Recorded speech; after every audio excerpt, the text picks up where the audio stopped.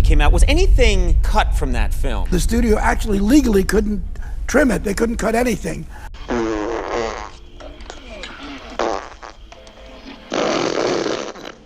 Blazing Saddles is not only a classic comedy film, but also a bold cinematic experiment that was nearly banned for being too dangerous. The film has been loved by millions across generations, but behind the laughter are stories so strange they're hard to believe. A Hollywood legend, after reading the script, said just 3 words and left without another word. A star nearly died on the first day of shooting due to a seemingly harmless mistake. Even years later, this same person caused a murder case that shocked the entire United States. And that's just a small part. Below are the 20 strangest facts about Blazing Saddles. Things you've probably never heard, even if you've watched the film dozens of times. Nearly died on the Blazing Saddles set later caused a murder case that shocked Hollywood. You may not know initially the actor cast as Waco Kid was not Gene Wilder, but Gig Young. He was chosen because he had just won an Oscar and had an appearance strangely fitting for the character weary, tired, and somewhat worn out. Waco Kid is a legendary gunslinger who fell into alcoholism and lost direction. And just by looking at Young's real demeanour, director Mel Brooks believed he wouldn't need to act much. He was already the character. The first day of shooting took place at the Warner Brothers studio in Burbank, California. The opening scene for Waco Kid was set in a jail cell where the character first appears.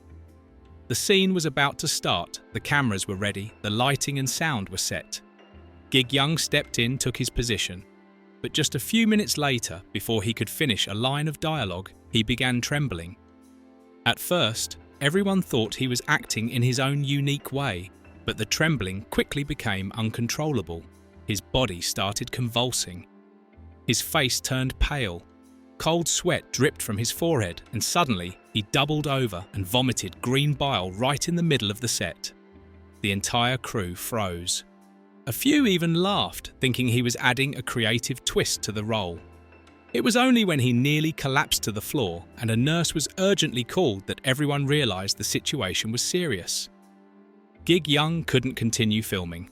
Later, a doctor confirmed he was experiencing severe alcohol withdrawal, a condition he had hidden from the film crew.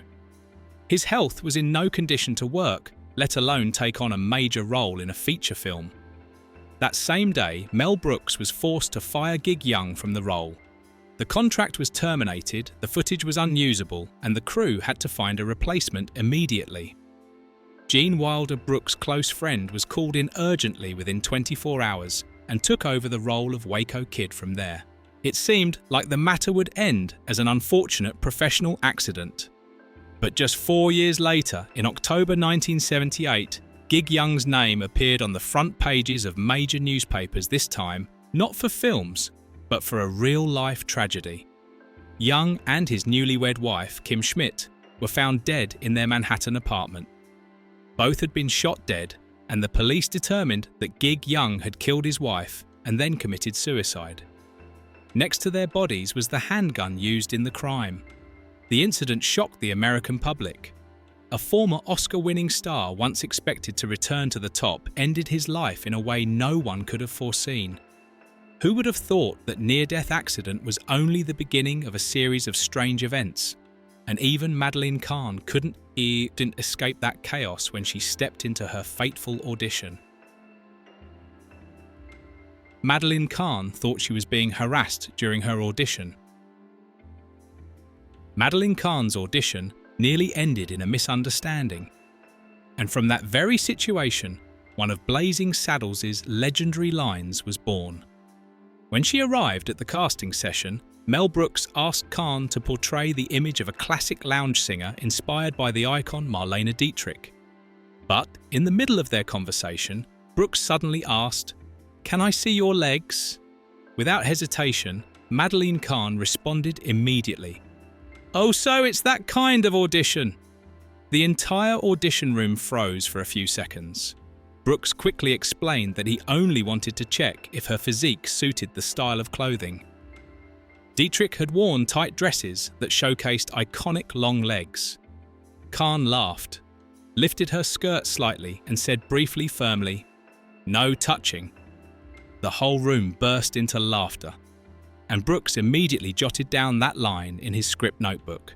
When she played Lily von Stupp, the flirtatious, haughty lounge singer who always left everyone flustered, Kahn brought her improvised line into the film. "No touching" not only made audiences roar with laughter, but also became a symbol of Lily's style, seductive, half-true, half-teasing, and always in control. Not every absurd detail in Blazing Saddles is meaningless. Some are for laughs, and some are to pay homage to a legend who once shook Paris with her very body. The governor's name, Le Petomane, is a reference to a legendary flatulist. The name of the governor, Le Petomane, in the film sounds like a silly joke. But if you think it's just a meaningless name, then Mel Brooks succeeded in hiding one of the film's most humorous references. Le Petomane is how Brooks paid tribute to Joseph Pujol, one of the most famous and bizarre performers of the 19th century. Pujol was a star at the Moulin Rouge in Paris, not for his singing or acting, but for a unique talent-controlling air through his anus. On stage, he could blow out candles from a distance, smoke cigarettes anally, and produce a variety of short and long, high and low sounds that audiences had never heard anywhere else. His shows were sold out every night. During his golden era, he was one of Europe's most popular comedic performers, with even aristocrats and politicians attending his shows. Mel Brooks, never one to miss a chance to satirize both high and low culture, chose the name Le Petomane for the film's governor as a strange but deliberate tribute. A man running an entire state, but in the film he does nothing but fart, approve things carelessly, and issue foolish orders. Some people cut from Blazing Saddles disappeared, but this one didn't, and even became an obsession that enveloped the entire film. Cut for scandal. Richard Pryor fought back by making the script uncensorable.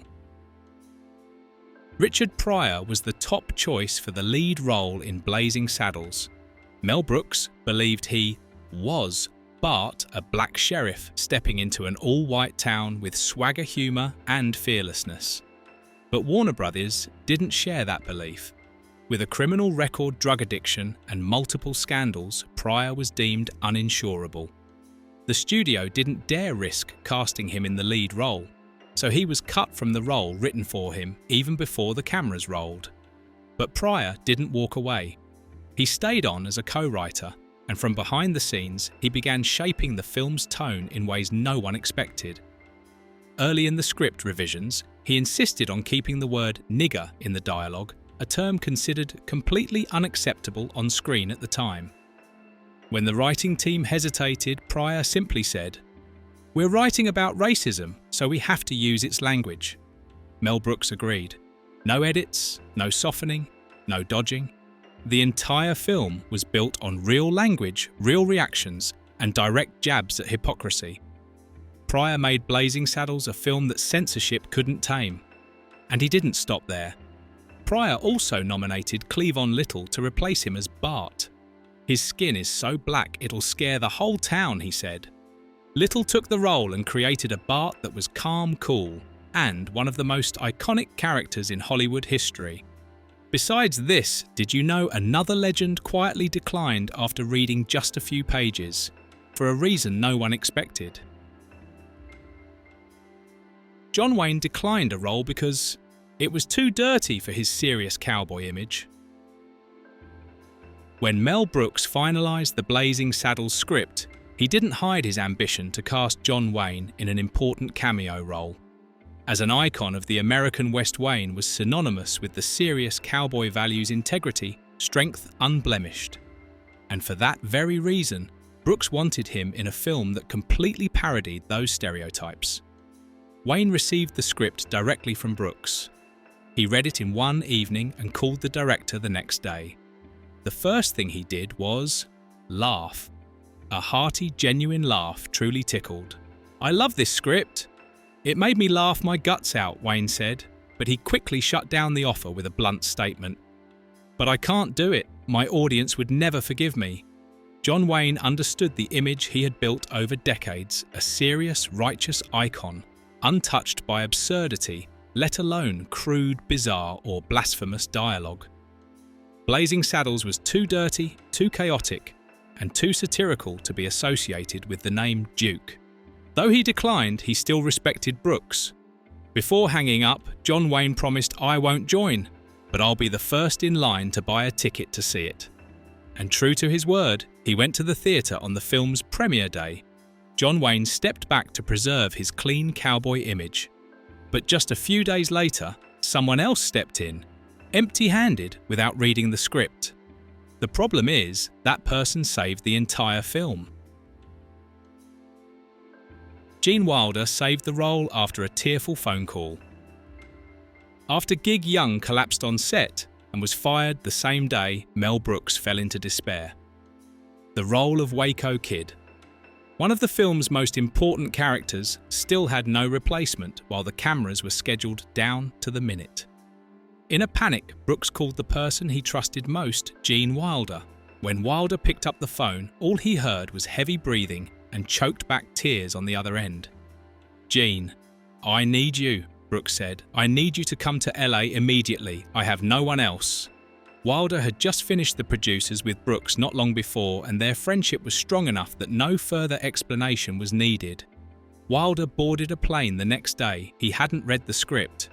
Upon arriving in Los Angeles, he was taken straight to the costume department, tried on Waco Kid's outfit, and strangely, it fit perfectly, as if tailored for him. The next morning, Gene Wilder was on set ready to shoot the first scene. No rehearsal, no lines memorized.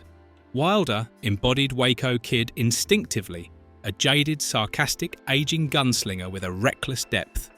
His cold, sober demeanour, unlike the drunken mess of the original, created a completely new Waco Kid. Gene Wilder didn't just take the role, he saved the entire film right after a tearful phone call.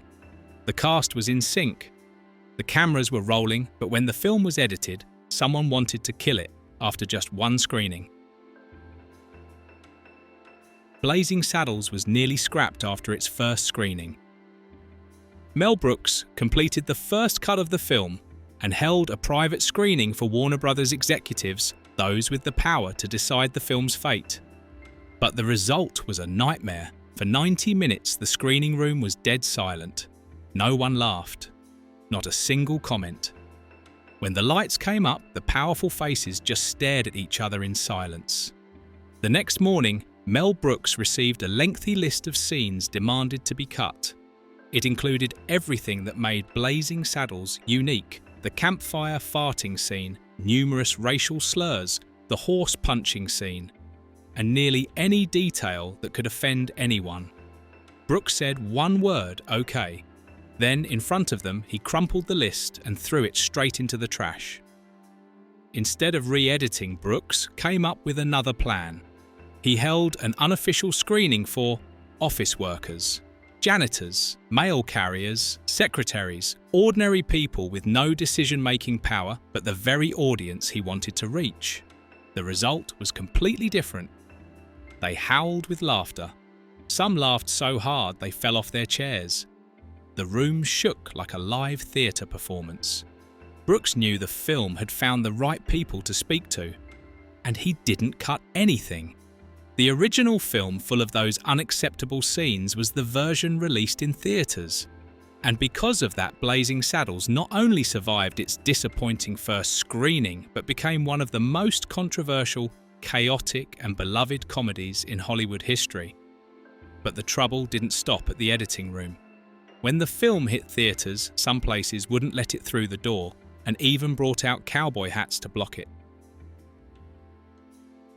The film was banned in Amarillo, Texas, then returned for revenge after 10 years.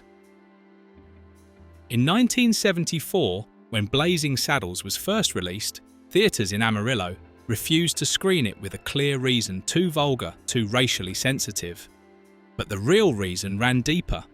Amarillo was a conservative town tied to the serious cowboy image of John Wayne, the very thing Blazing Saddles deliberately shattered. To the locals, the film wasn't just crude, it was a blasphemy of Western culture. When a local theatre planned to bring the film in, a group of people dressed as cowboys, wearing hats and fake guns, stood blocking the entrance. They called it defending the town's honour, and so Blazing Saddles was never officially screened in Amarillo that year. But time changes everything. 10 years later, in 1984, Warner Brothers held a 10th anniversary screening of the film. And instead of choosing New York or Los Angeles, they decided to return to Amarillo, the place that had rejected the film from the start. News spread, sparking controversy once again. But this time, no one blocked the doors. No protesters. Instead, many of the same people who had opposed the film a decade earlier showed up in the ticket line. No one explained why they changed their minds. Maybe times had changed. Maybe they wanted to see what the banned film was really about. Or maybe simply, Blazing Saddles had become a legend, whether they liked it or not. The strange stories don't stop there.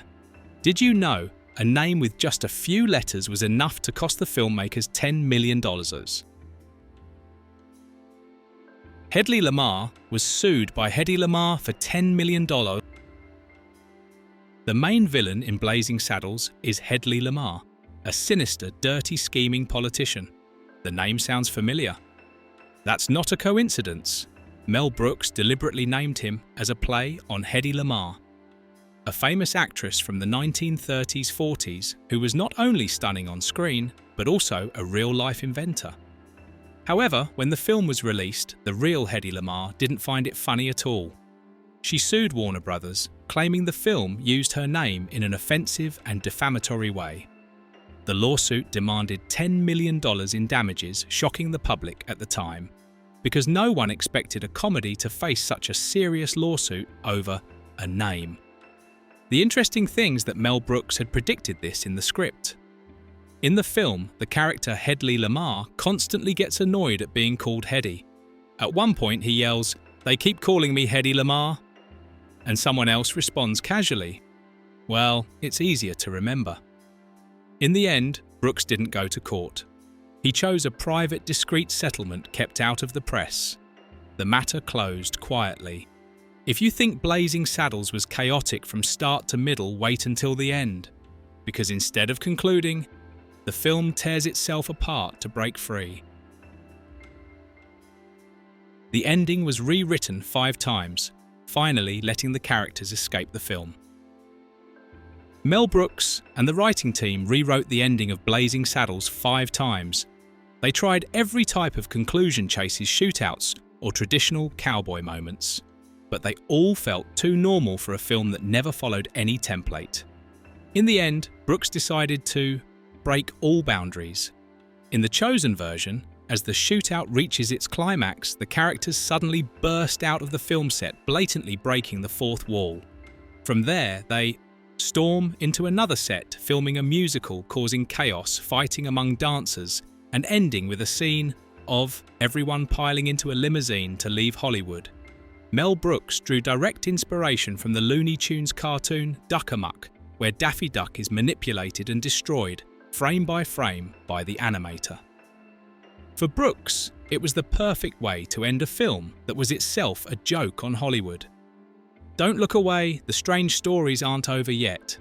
And if you're still trying to find some logic in this film, the next scene will crush your last hope. The Count Basie orchestra scene in the desert, a direct slap to cinematic logic. In the dusty red desert of the Wild West, the main character rides alone quietly heading toward town. Everything is quintessentially cowboy sunlight, dry earth, the sound of the saddle. Then suddenly, jazz music plays. Not from somewhere far off, but right there, a real jazz band performing live in the middle of the desert. None other than the Count Basie Orchestra, the legendary jazz band formed over 50 years after the film's setting. They play April in Paris, released in 1932. And Count Basie, instead of playing a character in the script, simply plays himself. No pretense, no costume. This isn't a mistake or a brief parody.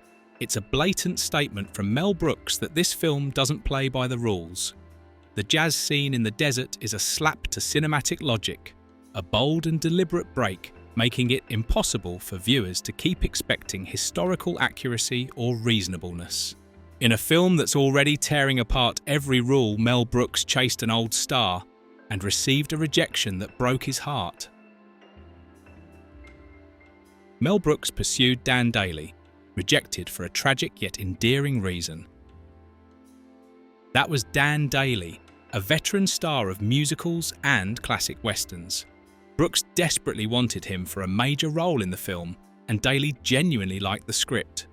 But after much consideration, he declined for a simple yet sad reason. "I can't ride horses anymore. My eyes are too weak." Mel Brooks once called this his greatest regret in the casting process. Not because he was disappointed with Dailey, but because his rejection was so sincere, so dignified, almost like a graceful farewell to Hollywood. The entire cowboy town was built fully functional, with water toilets, real living quarters. Unlike many westerns that only built facades for filming, Mel Brooks demanded an entire town, fully functional.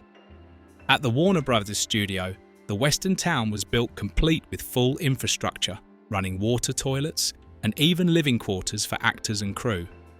Many crew members stayed overnight at the set during filming. Brooks always believed that to create comedy crazy enough, everything around it had to be serious to the point of realism. The more real, the funnier, he said. For him, if actors felt they were living in a real town, their bizarre reactions would feel more vivid and believable. But no matter how real the setting was, not everyone could keep a straight face amid the chaos Mel Brooks created. Some were nearly helpless. Harvey Korman couldn't stop laughing. The crew bet on how long he'd last. Harvey Korman, who played the villain Hedley Lamarr, was the worst victim. Whenever he stepped into a comedic scene, especially those absurdly illogical ones, he couldn't hold back his laughter. The crew even started betting on how long he'd last before cracking up. In the famous campfire scene where characters fart in succession, Korman had to stuff cotton in his nose to dampen his reaction.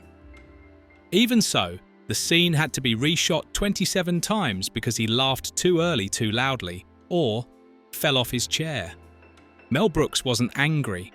On the contrary, he loved it. Those out-of-control moments made Hedley Lamarr the villain unintentionally endearing. For decades, Hollywood could joke about adult themes, violence, even religion, but absolutely avoided one thing: fart sounds. Until Blazing Saddles came along. The campfire and farting scene was Hollywood's first boundary-breaking joke. Mel Brooks inserted a completely absurd scene into the middle of a cowboy film. A group of characters sit around a campfire, eat beans, and fart in unison. In rhythm, spread out, and uncomfortably prolonged. When the studio executives saw the cut, they immediately objected. Too childish. Too offensive. No one needs to hear that scene. But Brooks simply responded, "That's exactly why it has to stay." And so the scene remained untouched. It became the first farting scene shown publicly in mainstream cinema. A truly boundary-breaking joke, crude silly but strangely effective. In a film full of absurdities, one appearance was so subtle it went almost unnoticed, but for Mel Brooks, it was the quietest gift.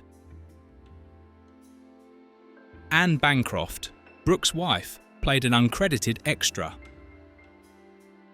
Anne Bancroft was one of the greatest actresses of her time, an Oscar, Tony and Emmy winner, and a silver screen icon with her role in The Graduate. But in Blazing Saddles, she had no starring role, nor was she credited in any cast list. Instead, she appeared quietly in a church scene playing a local woman among the crowd.